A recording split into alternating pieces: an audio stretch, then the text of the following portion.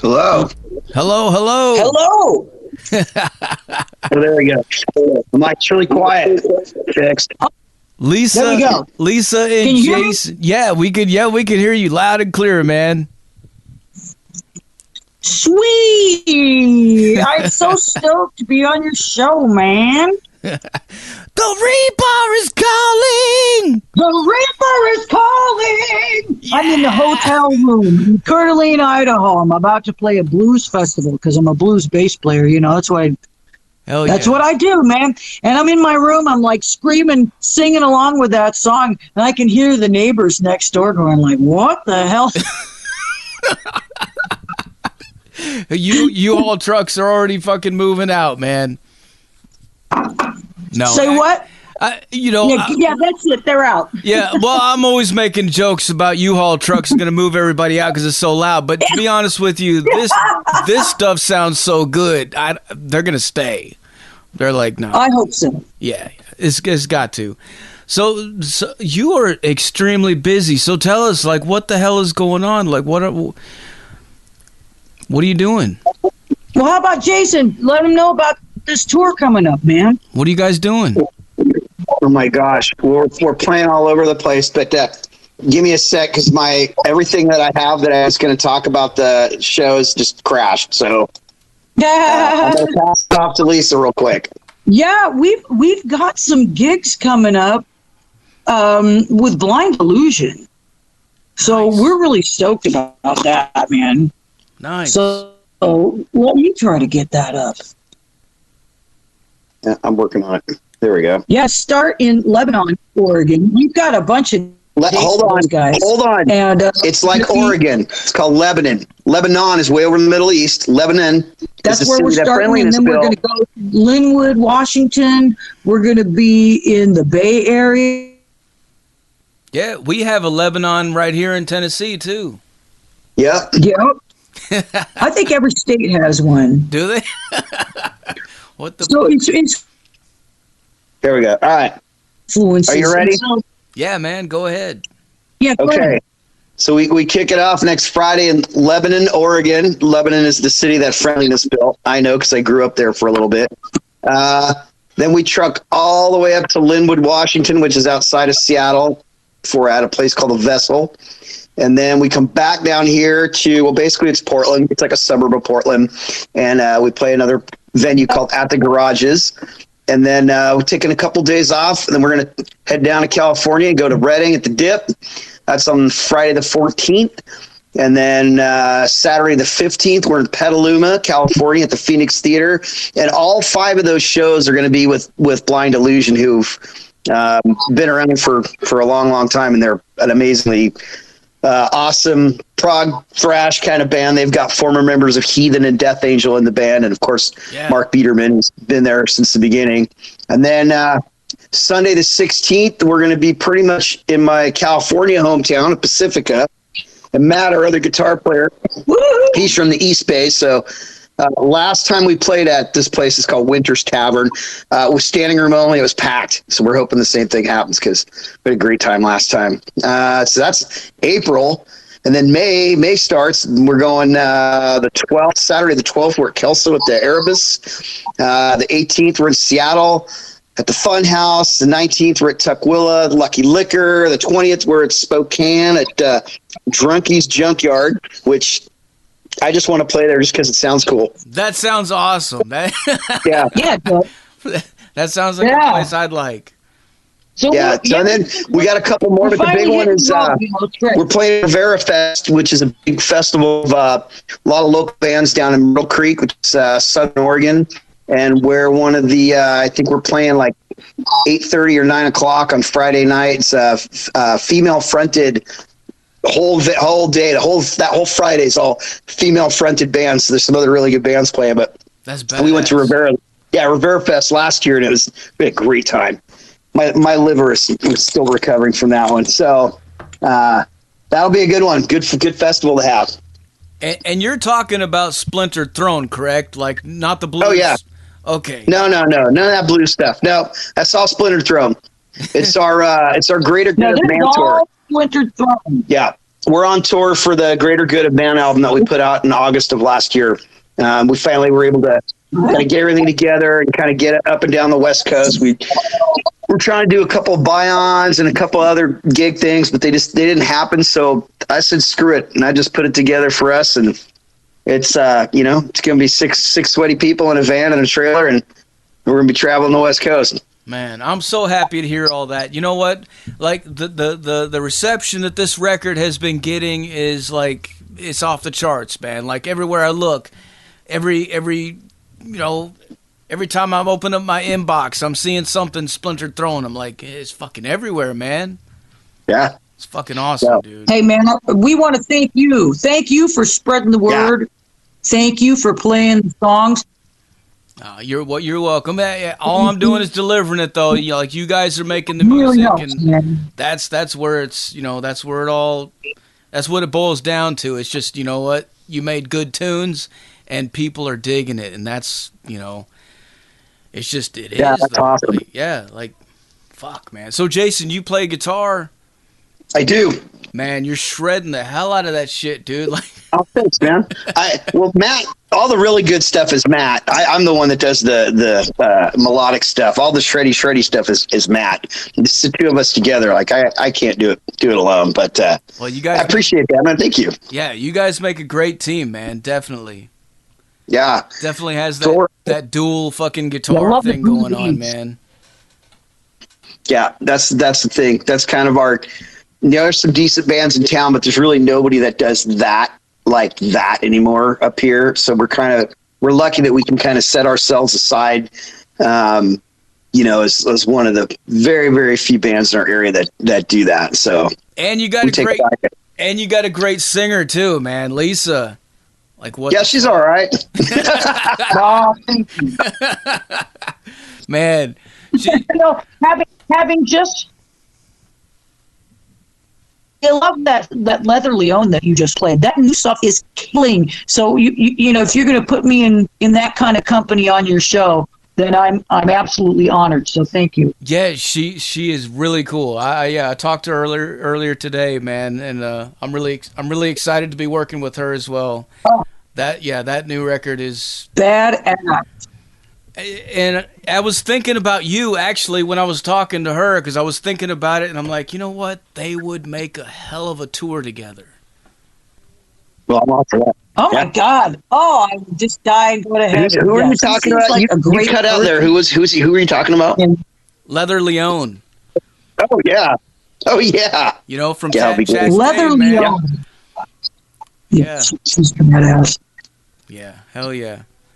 Yeah, we're hoping the next time we string about 15 dates together, it's not on the West Coast, all on the West Coast. We'd like to get somewhere down south or farther east or do something else. Yeah, I'd love to see you guys come down here to Tennessee one of these times, man. Maybe play our festival, Yeah. We would love to play your festival. We got a van. We got a trailer. Oh, my God. Yes. Yeah. Definitely. Well, hey, Zach, though, I'm worried about your festival, though, because if people mosh in a circle pit, then it's going to open a vortex to hell, and Satan's going to come out and eat everybody. Hey, they did last year, man. They moshed all over the place. It was crazy. There was one guy that even stage dived. And but nobody got hurt. It was a fun time. Everybody had a good time, and all those protesters and whatnot that were screaming about this and that, they just they had to go home and lick their wounds, man, because nothing bad happened. It was all good.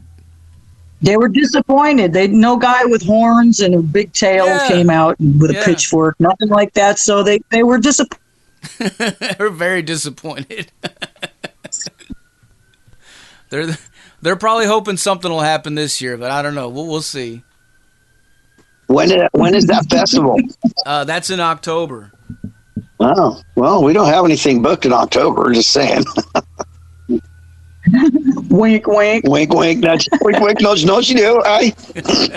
Hell yeah, man. Well, definitely contact Raven, my wife. She's the one that does the booking for the show, for the festival. So get in contact with her and Man, we'd love to see you guys down here at some point, for sure. The only catch with that is I think once September's done, I think we're going to go write another record, or we're at least going to write a couple songs. So it's hard to be in that gig mode, write mode. It's really difficult, and I don't want to do that again because it just pulls you two ways. But we'll see. I know a bunch of us are itching to write. Every time I pick up the guitar, I just write riffs like crazy. Like I pretty much have to record everything when I'm out there screwing around because I come up with so much cool shit. Hell yeah. Well, give us a little history rundown about the band. You know, like, for the people out there that don't know, like, how long have you guys been doing this? Well, I'll go with up to when Lisa joined, because the band's actually been around since about 2010, and started with our current bass player and a guy named Brian Garrison, who was here for many years. And so, actually, I take that back. It actually started in like 06 or 07, and it was about 2010-ish is when I joined. 2010, 2011, somewhere in there. And the music kind of changed a little bit. I'm more of an old school thrash kind of, metal guy. I like shreddy guitars. The band is like proggy, almost death metal-ish before I joined. And a bunch of people left. Chris, our current drummer, and I joined about the same time, and kind of changed it up a little bit to be more, traditional metal, more power metal, and did that for a while, and revamped it. We put out an EP, and we put out 2 records over the course of 2010 like 2018-ish, somewhere in there. And then Brian, our singer, left, and then shortly after that, our other guitar player, Fred, he left too. And so it was kind of like once Brian left, Lisa actually came on board, and then Fred left shortly after. And what's funny is we were opening for Flotsam and Jetsam, and it was Brian's last show. And I'm looking down, I'm playing, and I recognize Lisa. Lisa's a stalwart in the Portland blues scene. Like, everybody knows who she is. She's a rhythm bass player, amazing singer in the blues context. And I'm looking down, I'm like, wow, that's Lisa Mann. Holy crap, she knows the words to all our songs. I was like, I was blown away. So we get done with the gig, and I'm loading out and taking care of stuff, and I come into the bar as she's walking away, and Brian, our bass player, he's got her business card. He's like, dude, she wants to come audition. I'm like, you got to be kidding me. So Lisa came out. Not only did she know, like, we told everybody that came out. I think we had a total of 6 people come out over 2 weekends. And we basically just said, look, here's the 4 songs to learn. And then we're like, and these are the covers we do. So, pick one of the covers. We don't care which one. And Lisa came out. Not only did she nail the songs for the audition and the cover, which was Burn at the time, but we're like, hey, do you know this song off this album? So, yeah, I know that song off your album. And so she pretty much knew our whole catalog. So it was just really cool. And, we get along so well. And then when Fred left, I was like, how are we going to find another ripping guitar player? Because Fred's an amazing guitar player. And I called Matt Dorado, who's actually been one of my best friends for years. And I was bitching to him about it. And he says, because he's in another band, and he's like, well, how about I just come and join your band? I was like, are you for real? So again, got another really good friend in the band. This is like, for me, it's like the band I was in high school, except we're all really good and we all have decent jobs. So it's not like, we all kind of suck and we're all friends and like, hey man, can you buy beer today? Cause I don't have any money. It's the 100% different. But at this point in life, it's just great because, there's none of the bullshit, none of the drama. It's just great. It's just like fine oiled machine that just runs itself. Hell yeah. Yeah, man, I was a fan of this band.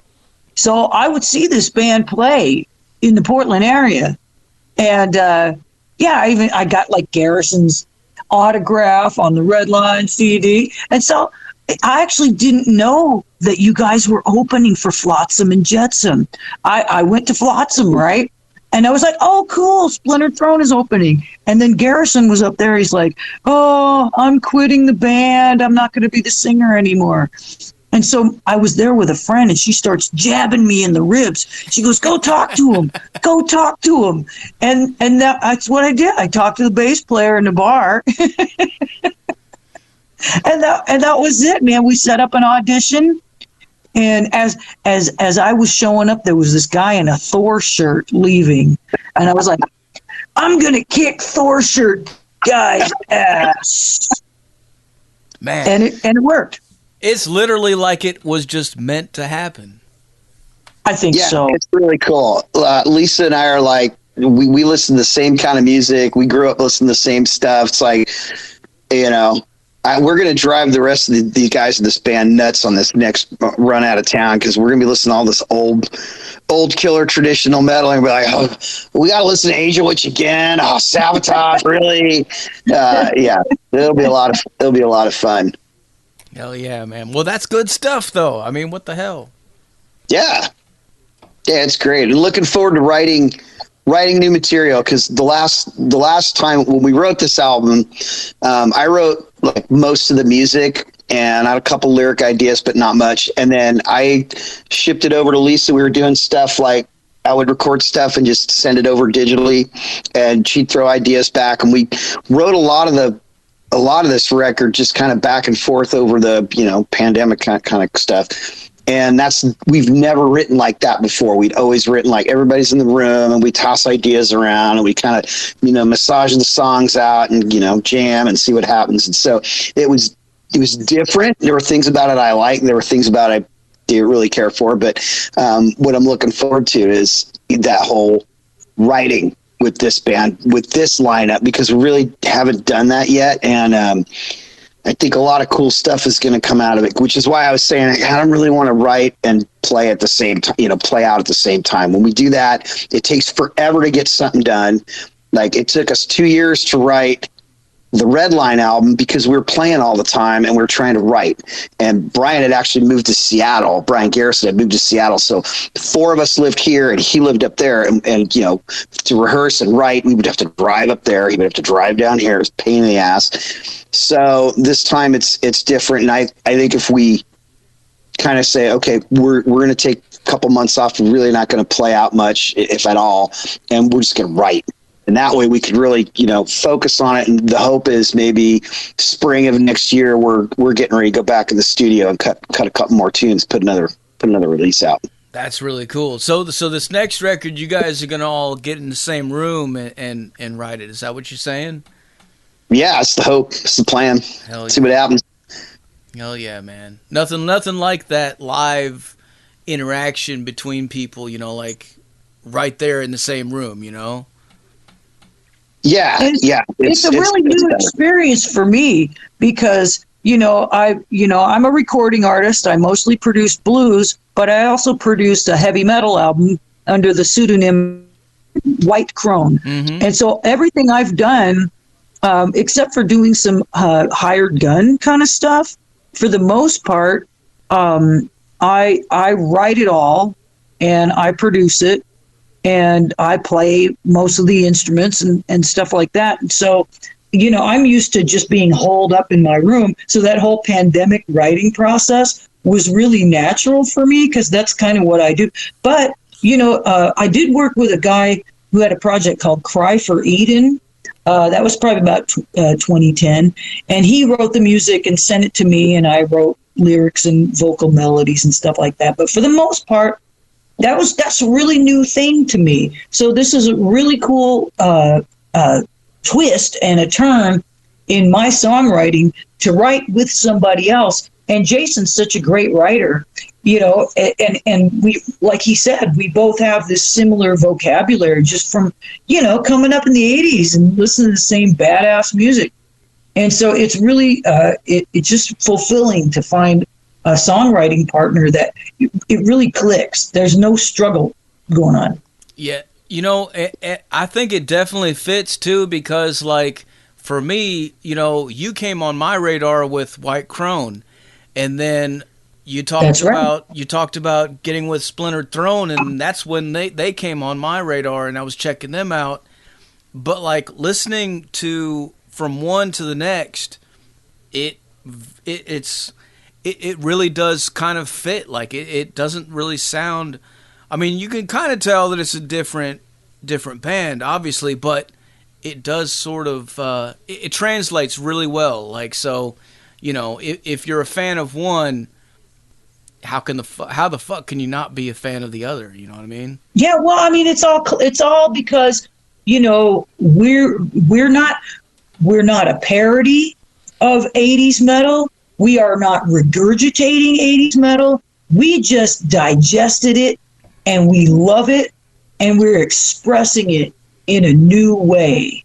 And that's what I intended to do with White Crone, and that was more, that had a little more 70s, you know, proto metal flavor to it too, and some, you know, but it's like we just loved, even like Merciful Fate. You'll hear a little twist here and there that's in both bands. Bay Area thrash, you know, we just, you know, especially the new wave of British heavy metal. We all just love that shit, and so, you know, these albums are like love letters to that kind of music. You know, God bless the bands that are out there putting on bandanas and kind of, you know, the eyeliner being, you know, almost like a parody of 80s. God bless them. They're having fun. It's a lot of fun. I enjoy it, but that's not what we do. This is like, we love that classic music. It never died. It never went away. And we just want to share it with the world. Hell yeah. Hell yeah. Well, you're doing it, and it's definitely unique, and it does stand on its own, like, for sure, man. Thank you. Give us a little rundown of some of these songs that are on this record. You know, like, can you tell us some stories behind some of the songs on here, like Immortal, for instance? Oh yeah. Oh, so Immortal. Gosh, I wrote Immortal back when. Well, I wrote this song the night Lemmy died. I sat on my couch, and I can actually picture it. I sat on my couch, and I fucking cried. And I got a bottle of Jack Daniels out, and I had a couple shots, and I just started writing that song. And I shit you not, the 90% of that song I wrote in about 15 minutes. The lyrics, the music, everything, it just came out. Then over the next couple days, I just it was all I could do, all I could think of. Came up with the harmonies and some other, you know, just kind of the little pieces of candy that go in it. And it just, I don't know how it happened. It just happened. I would like to say it's that Lemmy kind of worked through me that night, but who knows? And if you're into woo-woo shit, then it totally works. But it just, I've never written a song like that. Well, I shouldn't say never. It's when they happen like that, they're just magic. I just write a song and it comes out. It's weird. It's such a good song. The first time I listened to it, it did actually bring a tear to my eye. Like, I'm not gonna lie, man. I felt it. Thank you. Thank you. And you know, Brian Garrison sang that song originally, and we decided to re-record it. It's a very special song to me because, you know, I remember how I felt when Ronnie James Dio died. Yeah. And I feel like I'm not over it, man. And so I was really thinking about him and just all the wonderful people, Jimmy Bain, all these, you know, Lemmy Kilmister, all these people that we've lost, you know. And so when we performed that song and when we recorded that song, we just really had those people in our hearts. And yeah, it was a real honor to sing that song too, Jason, because yeah, I just fell in love with it when I first heard it. I'm sure you guys have seen the Dio documentary, right? I haven't seen it yet. No. Not a dry eye in the house, man. Saw it in the theater. That was so good. Yeah. Fuck. Dude. So good. Yeah, I want to see it again, but because I was blubbering through most of it. Yeah. Definitely like reading his book too, like it was crazy. There's so much about his history that I didn't know about. I didn't know that he was in like he was playing music back before the Beatles and shit. Like he was like, you know, like he's been doing it for so long, man. He was doing doo-wop, man. He was singing like doo-wop music, and he was really good. He was a really good crooner. Yeah. There's some stuff, you can find it on YouTube. He had an amazing voice, for anything, for any genre, And so there's another song on the album. The other kind of power ballad that's on there is called Morning Star Rising. And these were riffs that Jason sent to me, that we kind of bandied back and forth, and I wrote some lyrics and the melody, and I tweaked a couple of chords here and there, and that's kind of how we work. He writes the music for the most part, I write the lyrics, and then we kind of tweak between each other, and then the bandmates add to that. But that song in particular, Morning Star Rising, that really has that big, bombastic Dio power ballad flavor to it. Yep. And, and I think about him when I'm singing that one, too. It's such a motivational story, too, because, he's like the epitome of just never give up. Just keep going, keep trying. You keep getting knocked down, but you just keep getting back up, and you just keep on trying. And, eventually, if you believe in it enough, it'll happen, man. Oh, yeah. And, he survived that whole, the grunge thing, which I love grunge. It's great. But, the 90s were really rough on classic artists like him. Oh, yeah. And he just, like you said, he didn't give up. And that's kind of what that song Morning Star Rising is about. It's about, it's kind of poetic lyrics about walking in the darkness, and then you see this light off in the distance. And so you were just about to give up, but you still see it. And even when you close your eyes, you still see it in your mind, and it just keeps you going, So yeah, that movie, that Dio movie, was kind of like that. It's like no matter what happened, he just kept going. With Rainbow, they're like, we want to be a pop band, and he's like, I'm out. He wasn't standing for that, man. No, that just wasn't who he was. So he was always true to himself. Yes, and stick to your guns, man. Yep. You got to. All right, well, I'm about out of questions for you guys. Is there anything else you want to let the people know, man? Nope, just go. If you want to check us out, we're on all the socials. You can find our music on Spotify, iTunes. You can go to the official Splintered Throne page at www.splinterthrone.com. We put in for some festivals this year, and we're told, your music's good, but your social media numbers aren't great. So if you want to help us out, if you could go subscribe, friend, flick a booger, whatever works for you to help us with those numbers, we really, really appreciate it. That's how you can help support local music and local artists. And if you want to give Ticketmaster the finger, just help us with our numbers, because we'll help give them the finger, but we need your help to do that. So that's right. My big push. Come and love us. We won't blast you with spam. Man. That's right. And it's Splintered Throne, THRONE.